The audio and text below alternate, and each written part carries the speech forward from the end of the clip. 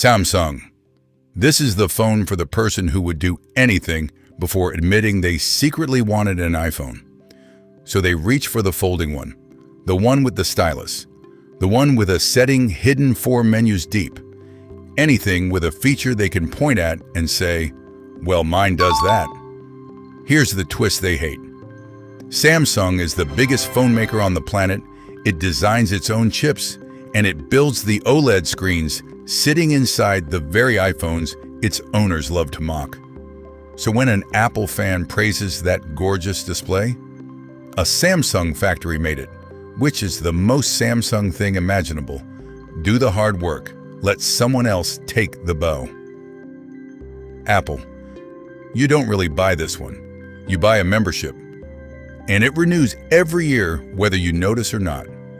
This is the phone for the person who treats it just works as a whole personality. Calm, a little smug, quietly certain they chose right and you didn't. The AirPods never come out, the watch matches the phone, and leaving the club feels less like switching devices and more like a breakup. The lock-in is the point.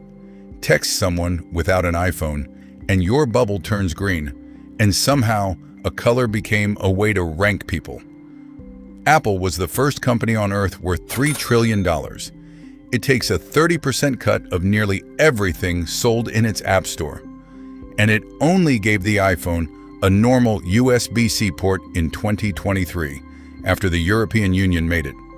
A beautiful, comfortable cage. Most owners have no interest in finding the door. Xiaomi. This one belongs to the person who gets genuinely angry defending it. They found the best value on the market, they did the math, and your choice to pay more for less feels, to them, like a personal insult, and the numbers back them up.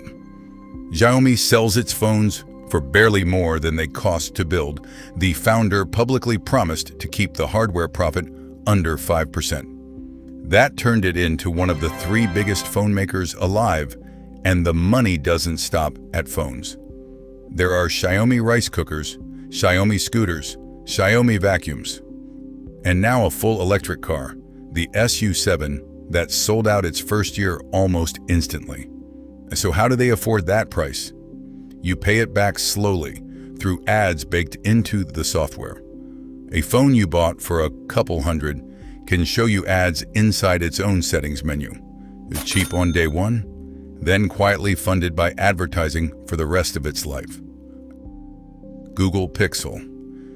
This is the phone for the person who works in tech and needs you to know their camera is computational, not just good. And the irony here is genuinely funny.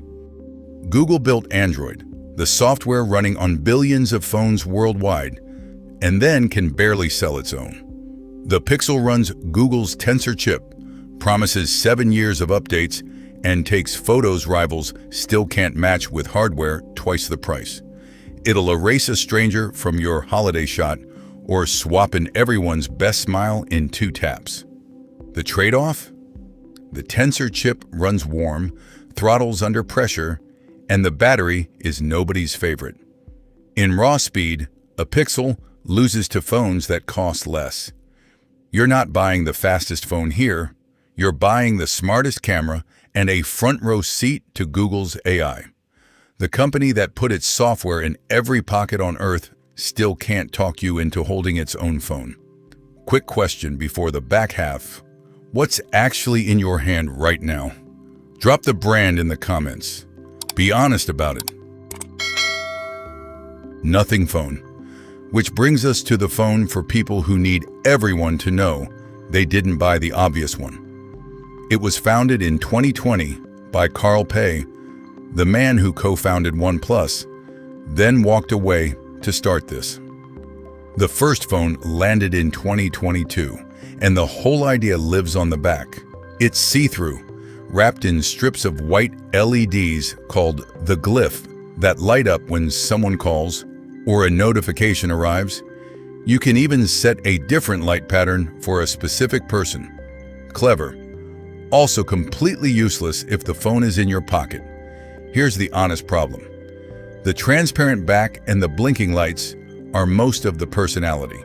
Underneath, the specs are mid-range, at a price that keeps creeping toward what a flagship costs. A phone that turns your notifications into a tiny light show, which you'll mostly admire while it's lying face down on the table. OnePlus. This one's for the person who was into OnePlus long before you'd heard of it, and won't let you forget it. Back in 2014, you couldn't even buy one without an invite. It called itself the flagship killer, and it earned the name. It still charges terrifyingly fast, going from empty to nearly full in about half an hour. But that story got old. OnePlus now shares a parent company with Oppo, so the small underdog that once undercut everyone quietly became one of the giants it used to beat on price. Never settle was the slogan. Then it settled, very comfortably, into a very large corporate family. Huawei. This is the phone for people who genuinely do not care what the United States thinks of their choices. And they've earned the confidence. In 2019, the US government cut Huawei off from American technology, and Google's apps vanished from its phones almost overnight. Most companies would have quietly disappeared. Huawei did the opposite. It built its own operating system, Harmony OS, and its own app store. And in 2023, it stunned the industry by shipping the Mate 60 Pro with an advanced chip it designed itself, sanctions and all. For a brief stretch in 2020, it was the best-selling phone brand on the planet. The catch outside China is real. No Play Store, no Google Maps, no Gmail.